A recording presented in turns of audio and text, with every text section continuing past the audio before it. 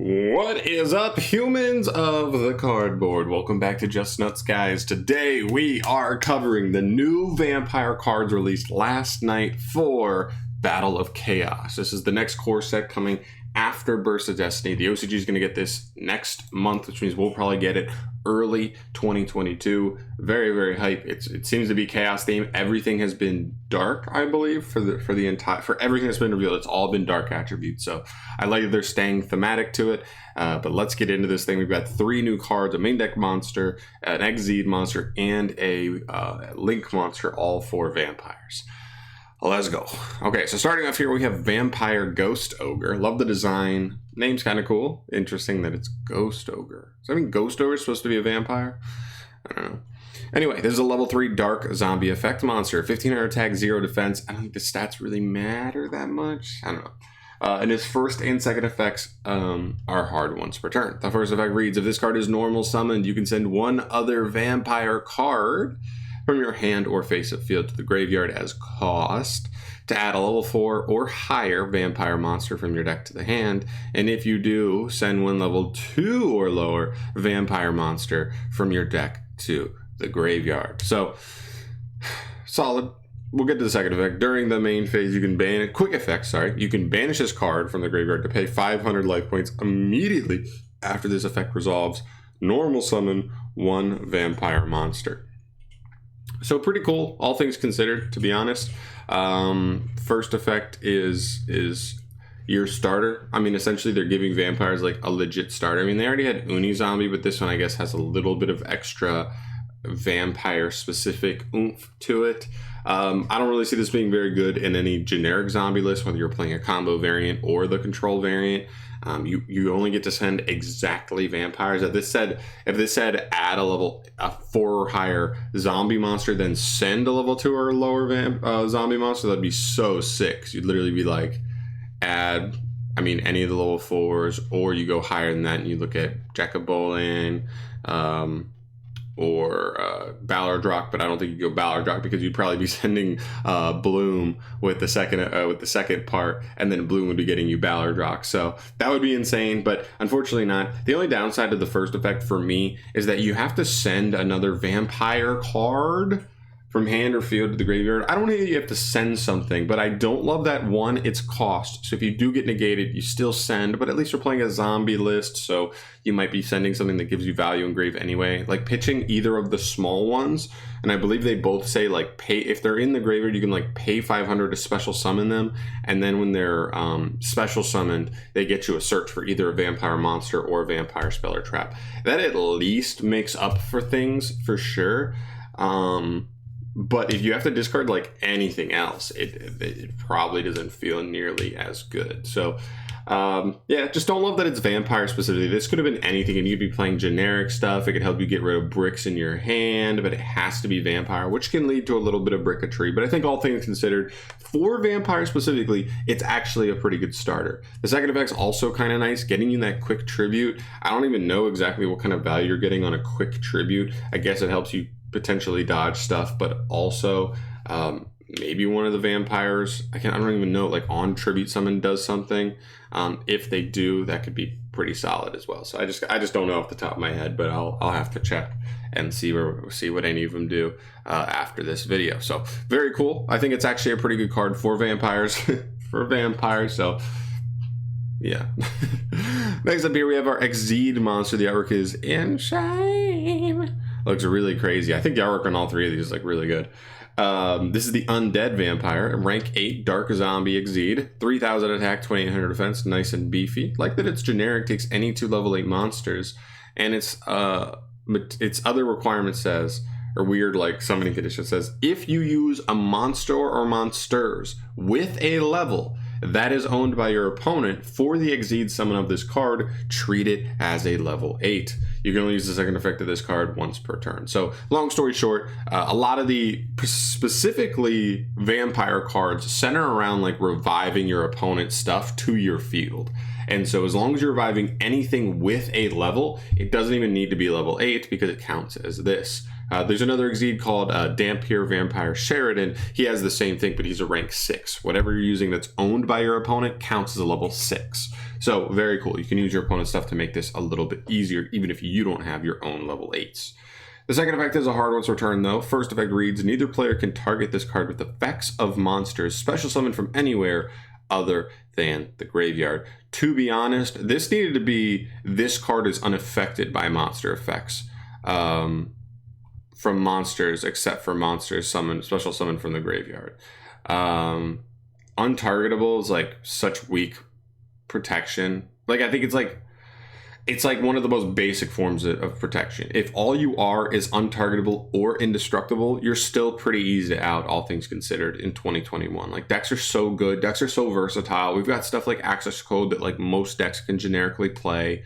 And I don't know. That's really weak. Unless the second effect's really good, like this is not enough to make this like a solid card. Second effect, you can attach one material from this card as cost to send the top 4 cards of each player's deck to the graveyard. Then, if a monster or monsters was sent to a graveyard or graveyards with this effect, you can special summon one of them to your field. Again, like, fine, but not crazy. I mean, I like that it's kind of versatile, but here's the thing. You have to send the top 4 cards of both players' deck to the grave. Sending yours is solid, right? We're playing a zombie strategy, so we want stuff in grave, but also a fair amount of stuff in Yu-Gi-Oh! Currently wants their stuff in grave. I mean, Tri-Brigade, if you mill for them, you could potentially mill Kit or Nerval. That'll get them at least a search. And load the fuck up out of their graveyards so that they can just extend super easy on the next turn. They will not have trouble getting enough material in grave. And so on and so forth. Like Drytrons, just giving them free names in the grave. Crazy. Send Eva. Oh my god, you lose if you accidentally mill Eva with any fairies. But yeah, so like, I guess for you it could be fine. And the fact that you get to special summon anything, yours or your opponent's monsters, if you like mill something like solid, like, I don't know. I just think the second effect is like pretty high risk, high reward. Potentially, but I don't know. This card's pretty mediocre to me, all things considered. I don't like this card at all, to be honest. It's like really meh. Then we get to the last card here. We have Vampire Fascinator. She's another cute girl, kind of like Fraulein. Fraulein's actually one of the better cards for the vampire strategy as well. It's like a battle trap, but it's pretty good. So this is a Link 3 Dark Zombie Link Effect monster. 2400 attack, and its arrows point. Decode arrows point straight up, and then down left and down right. So yeah, she takes, her materials are 2 monsters including a zombie monster. That's actually pretty good. 2 or more monsters, sorry. So you only need 1 zombie anywhere, and you can hit her, which is nice. I like that genericness. You can only use her first and second effects of this card's name once per turn. If this card is link summoned, you can target 1 monster in your opponent's graveyard as cost. You can add special summon other monsters for the rest of this turn except for zombies. Also, special summon the targeted monster to your field in defense position. Second effect, you can tribute a vampire monster, then target a monster on your opponent controls and take control of it until the end phase. So, I honestly don't hate this card. I think pure zombie lists may actually want to play this card, as well as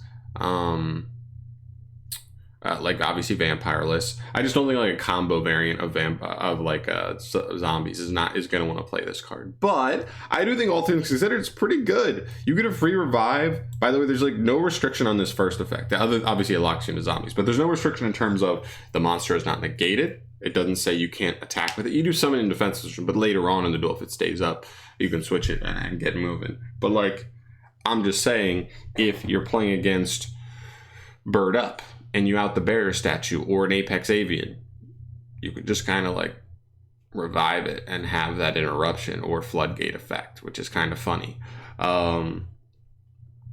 Secondly, there's like there's anything like generically Pankratops has been used, or Zoo King Alpha has been used. Like these cards that just actually have solid effects just on the field, or boss monster, extra deck monsters, right? You could revive an access code. Well, no, you can't because it has to be summoned in defense. You can't revive any links. Keep that in mind.